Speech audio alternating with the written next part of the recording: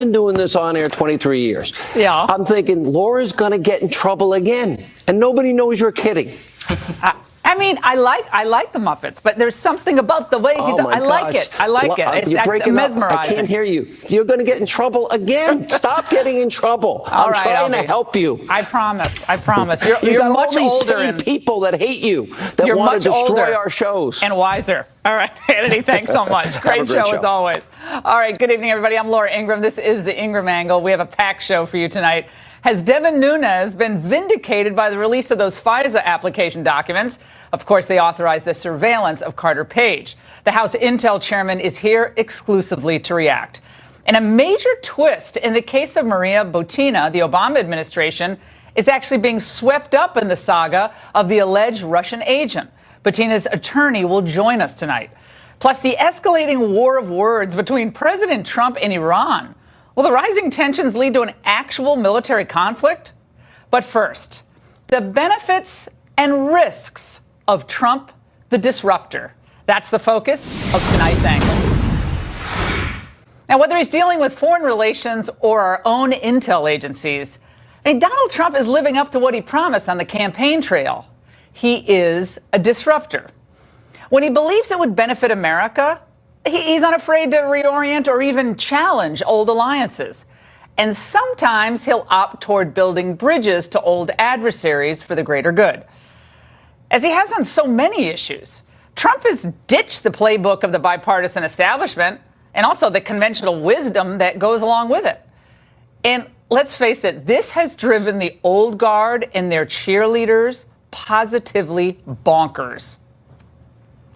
I just personally think today is just an incredibly depressing moment in our time, in our history as an American. When your home is burglarized, you don't invite the burglar over to dinner. You put in a home security system. We should not be inviting President Putin to dinner at the White House. It's quite a pass we've come to when the leadership of a country like Iran seems more stable and rational than the president of the United States. The U.S. influence is diminishing. And the overriding thing that connects all of this is diplomatic malpractice by the president of the United States. Diplomatic malpractice, diplomatic norms. Like, what are those? Are those the norms that allowed China to go virtually unchecked for almost 2 decades? Or the diplomatic norms that thought that Iraq was an essential war? Or is it when we looked into Putin's eyes and saw his soul? The fact is, many of the same people trashing Trump's disruptive approach were the same ones who advocated the most disastrous policies of the post-Cold War era. Of course, as long as they hit the president, they're still going to get cushy gigs at the New York Times or that Amazon paper. And they'll also get pundit perches at other cable outlets. In other words, they get total immunity for being perpetually wrong on critical issues. The good thing is, Americans, both on the left and the right, continue to reject the old norms that led to job losses, flatlining paychecks, offshoring our manufacturing, and disastrous military interventions. President Trump has stood up to China with tough tariffs, while slapping severe sanctions on Putin and also Kim Jong-un. And now he's standing up at a moment of social and economic instability for the regime in Iran. Typically, his all-caps tweet advising the Iranian president to never, ever threaten the United States again. I was coming back from a trip yesterday, like, whoa, it's all caps. It was greeted with the same snark and skepticism of so many of his global initiatives. Well, the difference this time, though, is there seems to be coordinated communications at play, a strategy, something the White House, I think, has long needed. Secretary of State Mike Pompeo and National Security Advisor John Bolton each sent out messages echoing the president's Iranian stance. Now, this is a radically different approach from the mixed messaging that followed the Helsinki summit. We talked about this last week. But while he shakes the old global order, Trump is also rattling the cages of the intel community. Cages that no one has ever dared to rattle. Remember during the campaign when Trump spoke about reforming and ending the corruption at the FBI and the CIA? Even his political nemesis sounded a warning. You take on the intelligence community, they have 6 ways from Sunday at getting back at you. So even for a practical, supposedly hard-nosed businessman, he's being really dumb to do this. And boy, have they worked to get back at him. And we now know that the unverified Oppo research used to secure those FISA warrants to spy on an American, and the FISA judges, by the way, weren't told that Hillary specifically funded it. Then, of course, we know that rogue FBI investigators use their powers as an insurance policy should Trump actually be elected. Meanwhile, some Obama-era intel officials responsible for so much of the deep state mischief have become the critics in chief. And today, the White House announced the president's intention to strip them of their security clearances, including former CIA chief John Brennan, who last week called the president's Helsinki comments oh so subtly treasonous.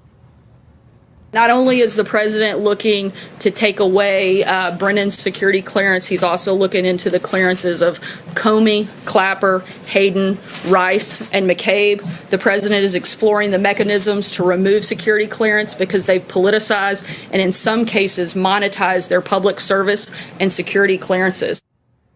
Okay, well, a couple of them don't even have their security clearances any longer. It's good to check that before you go out there and say that. However, this disturbing episode, I think it does require more than security clearance revocations. It's bigger than that. It's about the credibility of the people who are heading up our intelligence agencies and their inherent political biases. The president should be encouraged to continue disrupting on behalf of the American people, at home and abroad. Contrary to the media narrative, a new poll shows that voters are with Trump.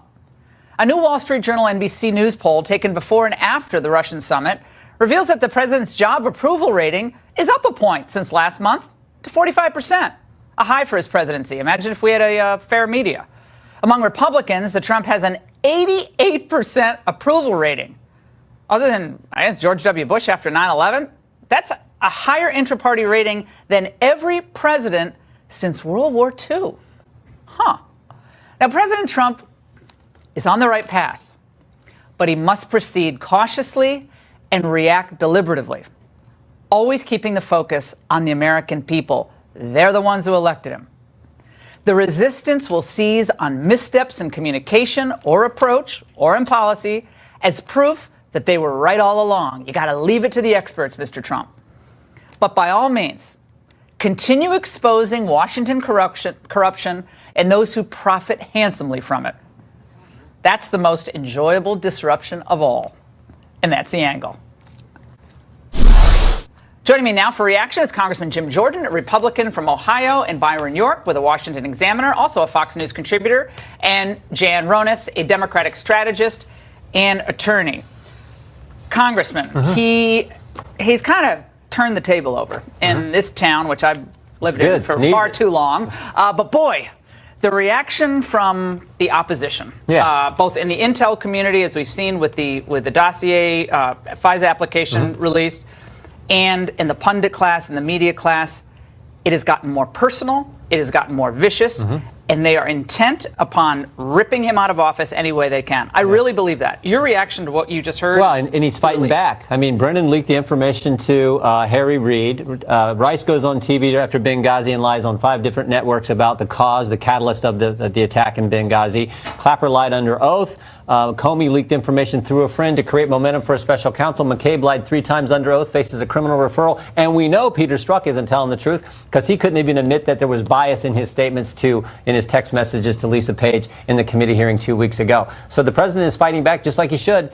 And what we also know is this past weekend, everything that we saw in this FISA application confirms what we've all been saying for 7 months. They say it's the opposite, Congressman. Not at all. Byron did a great piece where he took Nunes Devin's memo and outlined it all. That was so good. But yeah, we know that the dossier was not validated. We know that they didn't tell the court who paid for it, and we know that they didn't tell the court that Christopher Steele was out leaking information. Byron, the resistance is so ramped up. They're even focusing on journalists who dispassionately go through the facts and actually account for what happened and what was predicted.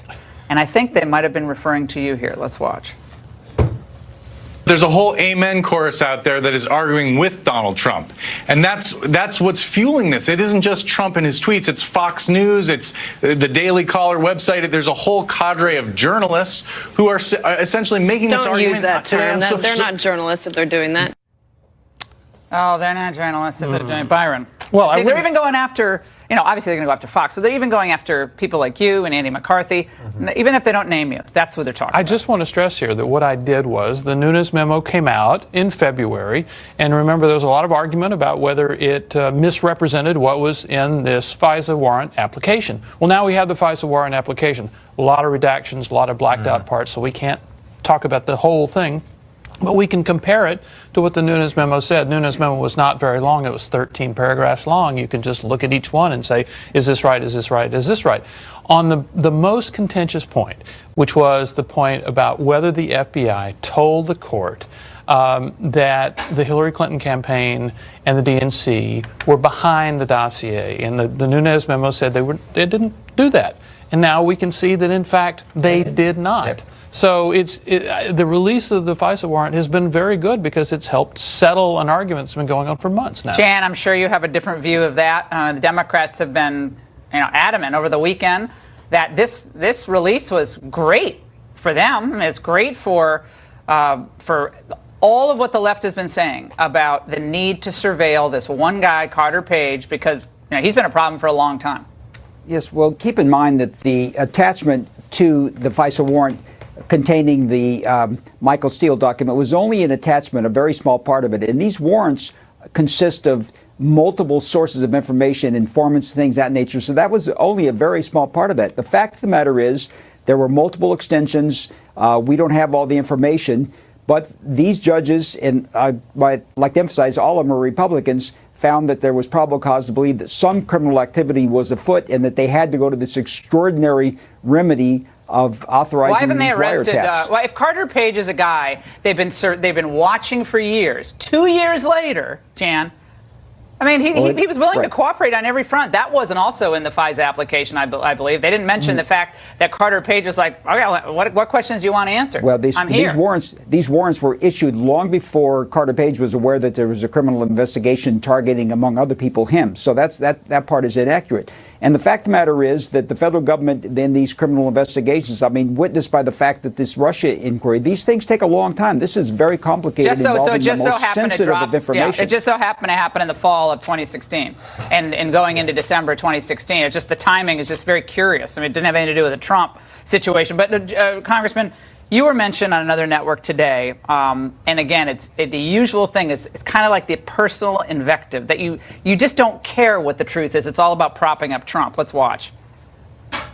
I saw a tweet from Representative Jim Jordan today, who said, is sort of backing up the Nunes memo, that essentially this was a product of an effort to mislead the FISA courts because they never informed the FISA courts about the bias inherent in this dossier. And it's right there in black and white in this footnote. You have to assume that they suggest that you haven't read the documents, or perhaps you haven't read enough to know what you're talking about, or you don't care what they say.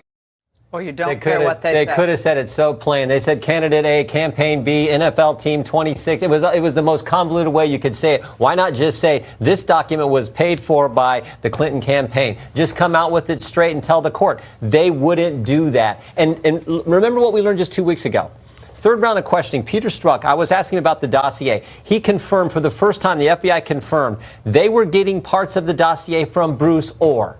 Bruce Orr, whose wife Nellie worked for Fusion. So it's coming to Bruce Orr, going to the FBI. Was that what they used when took to the FISA court? This is as scary as it gets. And that's why the Nunes memo was right on target. Byron's column lays that out. And the fact that they're saying this is just wrong. If the dossier wasn't important, why'd you lead with it? Why didn't you go tell the Trump? If you're so concerned about what's going on, go inform the Trump campaign. I'm ask about this too. Like, if you're going to reference it, why not go all in and reference?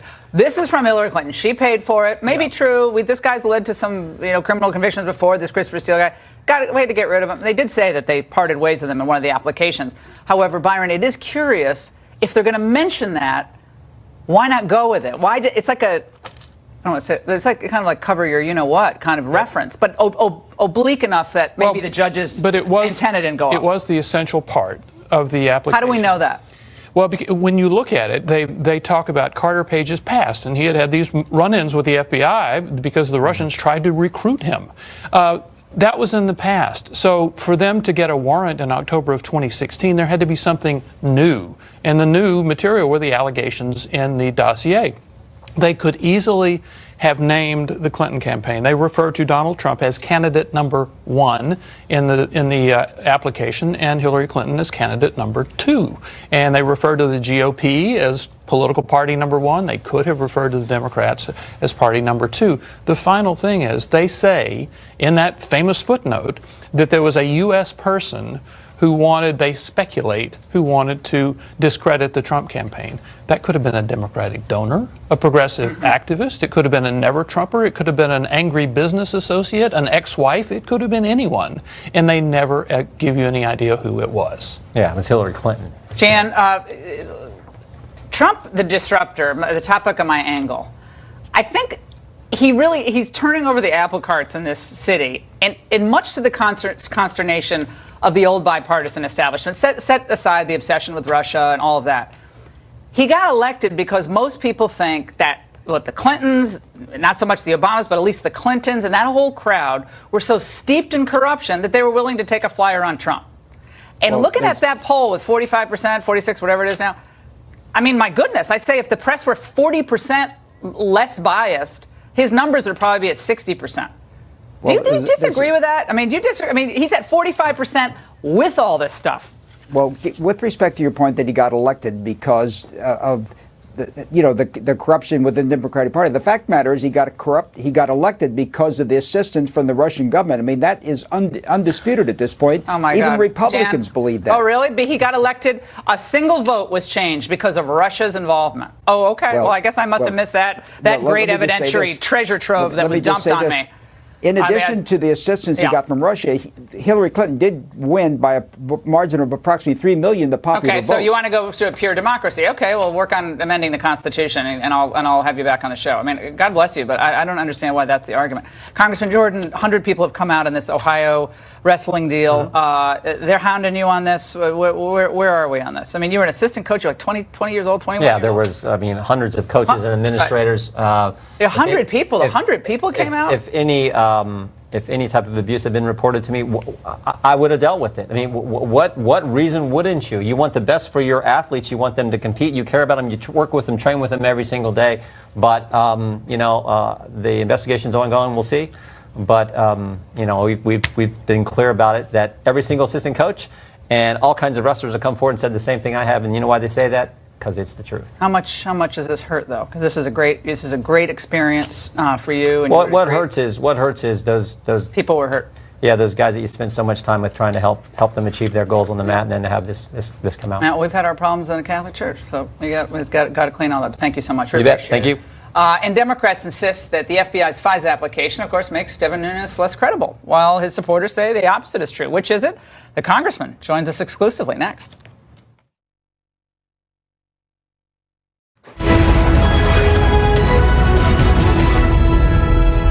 Remember the Nunes memo? Well, back in February, the House Intel Committee, under the leadership of Devin Nunes, made public a memorandum alleging the FBI abused its authority in obtaining a FISA warrant against former Trump campaign aide Carter Page.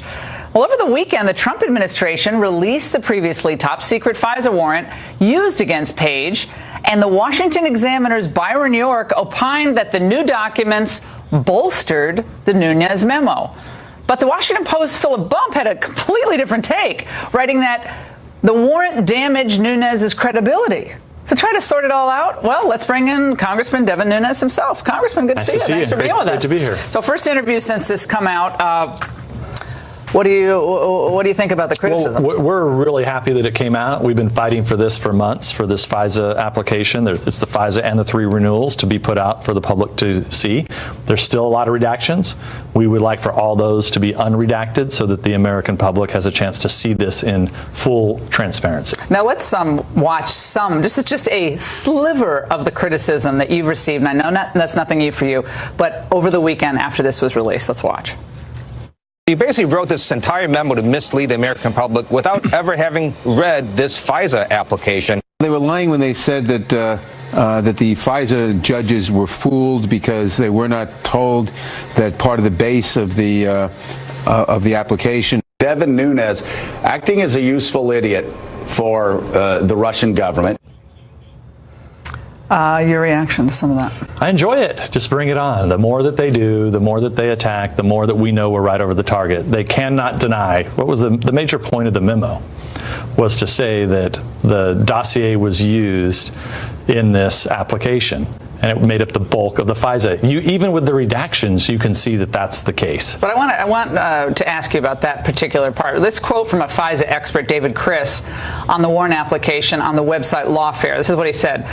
Now, we can see that the footnote disclosing Steele's possible bias takes up more than a full page in the applications. There's literally no way the FISA court could have missed it. The FBI gave the court enough information to evaluate Steele's credibility, and that basic point's being repeated quite often by the left. So one of the things you have to realize now with all the press is the press, certain members of the press work for the Democratic Party, and the Lawfare blog has been one of them. I mean, they've been, every day there's some new attack out, and so I don't put a lot of credibility into what they say. The fact of the matter is that you have to present verified information to the court. And let's not forget, to open up a counterintelligence investigation to a campaign, unprecedented, but then to use these invasive types of capabilities on an American citizen that should be very, very seldom used. In this case, not only did they use it, but they used it with information from the other candidate's campaign, and it wasn't verified. Well, what they said about Steele, what they put in the application is that there was reason to trust him. They don't refer to him by name. Yeah. Source number one. So they said, well, there's reason that he's credible because other information source number one had given us had led to criminal convictions. Is that not good enough for you? That is not. Why? Well, it's absolutely not the case. I mean, if we're going to go to secret courts, and first of all, I believe it doesn't even follow the rules and regulations. Just because a source was good in one case doesn't mean that the next time they're going to bring information forward that it's not going to be, that it doesn't have to be verified. This is a secret court. That information must be vetted and verified. But they didn't name a number of other people, and we have a full page of the application that we'll put up on the screen, but there were a lot of people who weren't named. So there were candidate number one, candidate number two, source number one, source number two, and you can see it in the actual in the actual application. And that's why they really had to use like word puzzles to get to how they described in that footnote where they supposedly told the court that it was paid for by the Democrats and that it was possibly, they speculated it could be partisan. Well, they didn't say that specifically. They said in opposition to the president, correct? That's correct. Right. But they could have easily said that it was paid for by candidate number two. And they did not say that. Why? I believe because that's crazy. I mean, can you imagine, do we live in a country today? Well, I guess we do actually live in a country because this actually did happen, but where we can just go hire, private, former contractors to go out and in this case, a British, former British agent to go dig up dirt on your opponent, take it to the FBI and DOJ that you control, feed it into them so that they can open up a counterintelligence investigation without any defense there, without any grand jury, and go and get all of your communications. And look, that's why they wanted to have Carter Page. That's why they wanted all of his electronic communications. Like I keep hearing this argument, well, it wasn't until after he was off the campaign. In the FISA application itself, it says that they believe he's the guy that's running this collusion effort. Yeah. So clearly they think he's still involved in the campaign, and clearly this guy had his rights abused. Well, Marco Rubio actually made that point. Let's watch. I don't think they did anything wrong. I think they went to the court. They got the judges to approve it. They laid out all the information, and there was a lot of reasons unrelated to the dossier for why they wanted to look at Carter Page. And Carter Page was not a key member of the Trump campaign, and the Trump campaign has said that. So it was one element, but he said the FBI didn't do anything wrong. Russia did something wrong. Well, we're all entitled to our own opinions, and I'm a big fan of the senator. But in this case, we have followed this very closely. And you're suggesting he hasn't? Well, I'm not saying that. I'm just saying that he's pretty definitive. Clear, he said they didn't do anything wrong. It's clear that if this is the way the FISA courts are going to behave, if this is that you can take political dirt, open up investigations into political campaigns, this is how a democratic republic falls apart. It's just unacceptable. That's not an overstatement. Nobody in their right mind, and if the shoe was on the other foot, right down the street here, you would have protests in the street, cars being blocked, fires in the street, tires being burnt, and I guarantee you all the heads would have rolled already at FBI and DOJ, and you'd have all the major newspaper, all the major media saying what a crime this was that this happened. Was that footnote a CYA footnote for the so they can say, look, we referenced this. This was someone who didn't like candidate number one. We referenced it because they did go out of the way to put that in the footnote. Yeah, that is very interesting. And that's why it's so. That's why I think you make a very good point. And this is what I was trying to say earlier. You have to really desperately try to put the words together the way that they did, instead of just having a simple definition, which could have been candidate 2 hired Fusion GPS, right, or U.S. person 1 to hire source 1 to go get the information. That was really simple to explain. The courts would have understood it easily, and I think the courts would have, at that point, well, they should have rejected it. I'm not sure they would have, but they should have. 4 Republican appointees, judges, federal district court judges, 4. Yeah, I don't blame the judges. I think the judges were misled. You don't think they should have asked more questions? I mean, if I saw, well, it's hard to say now. That was a prominent, forget saying if it was the majority of the case to open up this warrant, but if I saw political opposition, I would have asked more questions. Who is this political opposition? Well, do you know who it is? And sadly, we don't. Yeah, you should have asked that, but also sadly, we don't have any transcripts, so we don't believe there are any transcripts from those hearings. The left is saying, and some neoconservatives saying, you and your committee have done an enormous amount of damage to the FISA process, that putting all this out there, pushing this issue as it is, will ultimately compromise our national security, because people are not going to be willing to put themselves out to give information to keep America safe. You knew that they were going to say that, and indeed they've been saying that forever. So remember when we first, we got to call it how it is. When we first were writing the memo, they said, oh my God, he's going to destroy the whole process. He's going to disclose sources and methods. This is the end of the whole process. Did that happen? No. And in fact, once we released the memo, what did they do? They said, oh my God, he took 400 pages and got it down to 3 pages. Well, yeah, because it was a memo, and we were under strict kind of confines to try to keep it as short as possible. And by the way, the redactions in this documents, they're significant, and it does discuss prior investigations, however, into Carter Page. They've been watching him for some time. So doesn't that indicate that there was information on Page? He was meeting these conferences, had some contact with government officials. They had ample reason, along with Papadopoulos, to open up an investigation. That's what your critics are saying. Carter Page. It's a foreign agent? Was not a foreign agent. And what did the FBI do back in 2014 and 15? They went and interviewed the guy. That would have been the place to start. You don't open up an investigation into a campaign, okay, and then turn around and get a FISA warrant so that you can go in and grab a lot of information that had to have come from the campaign. I mean, this is how back in 13 and 14 they ran an investigation the way it's supposed to be run. And don't forget, another thing that wasn't told to the court, they did not want to tell the court that Carter Page actually had cooperated with the FBI in the past, and that he had also, the Russians didn't even want to recruit him because they thought he was an idiot. Those were the Russians' words, not anybody else's. The Russians said that. So there were a lot of reasons to believe that Carter Page was not acting as some type of foreign agent. What's next for you on this? We want the president to take care of the rest of these redactions so that there's full transparency and sunlight for everyone to see. And then we've sent 42 names over to Chairman Gowdy and Chairman Goodlatte, and we believe those interviews will be starting soon. Congressman, thanks so much for stopping by. Really appreciate it. Thank you. And directly ahead, the mysterious case of an alleged Russian spy currently being held by U.S. authorities. Up next, the lawyer for Maria Butina reveals what you have not heard. New twist in the case of the accused Russian operative, Maria Butina. According to a report from Reuters, Butina had far more extensive contacts with Washington officials than previously known, including meetings back in 2015 with Obama Treasury Department officials and at the Federal Reserve. Robert Driscoll, Maria Butina's attorney, joins us now to tell us what else the media may be missing here in this story. I know you met with your client today. I did. How is she doing?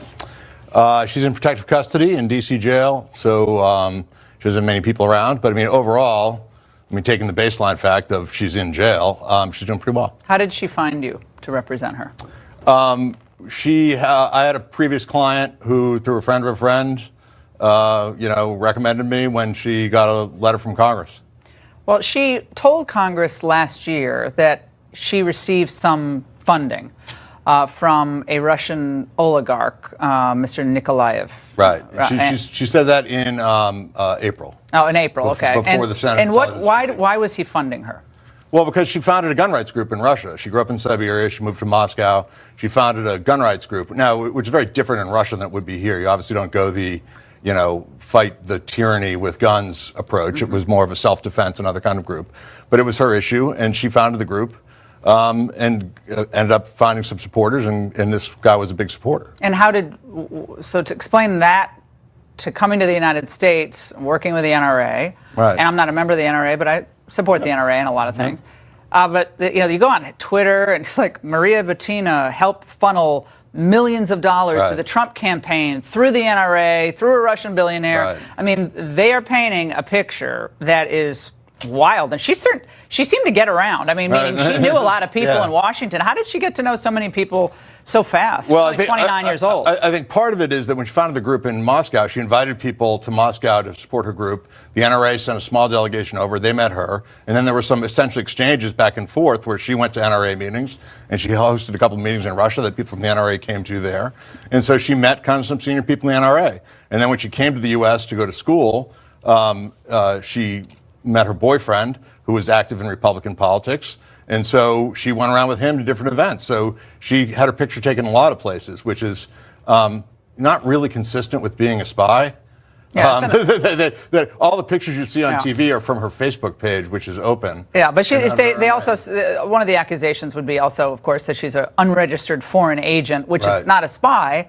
But if you're essentially doing lobbying of some sort for the Russian government or trying to influence America through other groups or associations, you must register as a foreign agent, as our people have to register. Paul Manafort, they're charging him with that as well, correct? Well, first of all, the history of FARA, no one's ever really charged. Foreign agent. And there's the Foreign Agent Registration Act. Secondly, the whole point of FARA is to avoid unwitting propaganda.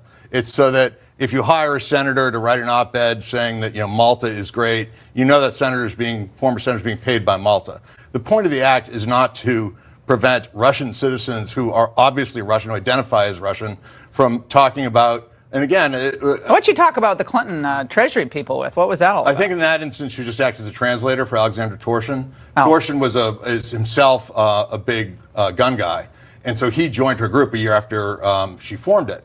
And so that was a great ally for her to have because she's a fairly senior Russian. Was she on? guy. What kind of visa was she on? On those times, I think she was probably on either a tourist visa or because she was giving a speech to the NRA.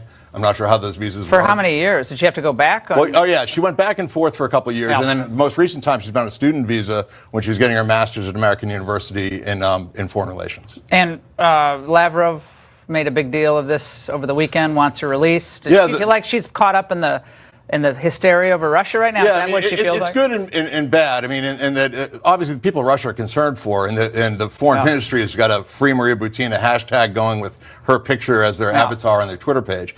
But I would really like to separate her from the rest of these problems that are going on because she has nothing to do with it. Mm-hmm. I mean, she's just a student and an ambitious young woman who was active in the NRA, active in kind of conservative circles, who has nothing to do with the Mueller probe, has nothing to do with any of these things, but it comes up at this time, so it's very difficult. Robert, thanks for giving us the update. We really appreciate it. And it's no secret that the Obama administration officials, they were asleep at the switch over Russian meddling. And as our next guest writes in a new column for The Hill, they're now placing the blame squarely on President Trump. Joining us now, Monica Crowley from the London Center for Policy Research. Monica, great to see you. I don't know, something about this Maria Butina thing, I want to get into your column. Something seems odd about this. I mean, and again, it's just my intuition. You know, Robert gave us his take on this case. Doesn't it? It seems all a little too convenient, cute by half. Yeah, I just. You know what I mean? It's just your instinct about things. I know a lot of the Russian people, they come over and they do business. But apparently if you ever did any business in Russia or ever spent any amount of time there and brushed elbows with any government official at any point, you are, probably a Russian operative. I mean, that's how it's like. Talk about the Red Scare. My goodness. Yeah. And look, these are still early days in all of these investigations, Laura, so we shall see. But it does seem a little convenient, doesn't it? Yeah. Now, let's talk about your column. You wrote a fascinating piece. Everybody has to read it. About how the Obama administration basically just sat on this issue of Russian meddling until, oops, Donald Trump won. Yes, long before the 2016 election, Laura, Russia was engaged in widespread cyber aggression against the United States. And the president at the time, Barack Obama, and all of his intelligence chiefs, John Brennan at the CIA, James Clapper at National Intelligence, James Comey and his predecessor, Robert Mueller at the FBI, they were all well aware that Russian state-backed hacking groups, Cozy Bear, Fancy Bear, and others were engaged in this cyber espionage, and yet they didn't do anything about it. What I write about in the column is the reason why. They didn't move on this, even though they had full knowledge of it for years leading into the campaign. It's because what was paramount to them was getting and then implementing the Iranian nuclear deal. And so therefore, they didn't want to rock the boat with Moscow. And that appeasement extended well beyond ignoring their cyber espionage. It extended into canceling planned missile defense systems in Eastern Europe, disclosing specifics of our nuclear arsenal, negotiating away U.S. advantages on arms control, and of course, looking the other way when Russia annexed Crimea, invaded eastern Ukraine, and re-entered the Middle East. Do we ever really determine what the flexibility was? Obama reference to that convo with Medvedev. I mean, there was an aggressive lack of curiosity on the part of the press when he said that in 2012. Do we ever really figure that out? Well, I think what he meant was, look, we will let you go to town as long as you give us the Iranian nuclear deal. That was paramount to that administration. And what we now know, Laura, is that they are masters of projection. They have been accusing Donald Trump of what they themselves were guilty of, including through their inaction and their excuse making and blame shifting on Russia, actual collusion with Moscow. So now to deflect attention away from their own misdeeds, potential crimes, and their own catastrophic policy failures and loss of a presidential election, they're trying to smear the sitting president. Yeah, the finger's always pointed back at you. Monica, thank you so much. Great piece. Laura. And if you need more proof of the Democratic Party is having an identity crisis, well, either Jim Comey or charismatic socialists could soon become their new face. We'll explain next. Don't you love a good identity crisis? Well, the Democrats are having one. Practically every day it's spilling out. And case in point, Jim Comey, now in the Democrats' corner, is providing campaign advice. He did such a great job as an intel leader, tweeting, I quote, "Democrats, please, please don't lose your minds and rush to the socialist left." Good luck with that. And a new report by the AP claiming that democratic socialism is surging in the age of Trump. You cannot make this up. So which way is the party going to go as we race toward the midterms? Here to analyze with us is Democratic pollster Doug Schoen, along with former Arkansas Governor, Fox News contributor Mike Huckabee. All right, Doug, you got to speak for the Democrats here, because when Jim Comey is your avatar, or it's Alexandria Cortez, I don't know what to say, but take it away. Well, I guess I would say to Jim Comey, you screwed up the last election in a multiplicity of ways. Why don't you just keep your opinions to yourself? We Democrats have enough problems with you interposing yourself. And as for the Democratic Party, my goodness, it's moved so far to the left. As a free market capitalist myself who believes in a mixed economy and a strong national defense, I have nothing in common with Ocasio-Cortez and the Democratic Socialists, and nor do the mass of moderate voters that decide midterm and indeed most elections. And I'm just sick to my stomach, sick at heart, that my party has left me in ways that I find difficult to understand. Governor Huckabee, Arkansas roots, Bill Clinton, whatever you say about Clinton, he understood the heartland. He had a sensibility. I was going to say he had a touch, I didn't want to say. He had a sensibility, okay? Sorry, it's late night TV. He had a sensibility, Governor. And some of these new faces, you don't feel it, you don't see it. No, you don't see it. By the way, I'm very tempted just to not say anything and say, let my friend Doug Schoen continue to talk because he's making more sense than the rest of the Democrat Party put together. Bill Clinton did understand middle America. He campaigned on the third way. He got elected because he wasn't way out to the far left. They would do well to listen to Bill Clinton and to understand why he won twice for the presidency. Unfortunately, they're not listening to people like Bill Clinton, at least the way Bill Clinton believed back in the 90s. They're listening to the girl wonder from New York, and they're listening to Bernie Sanders, and they're listening to people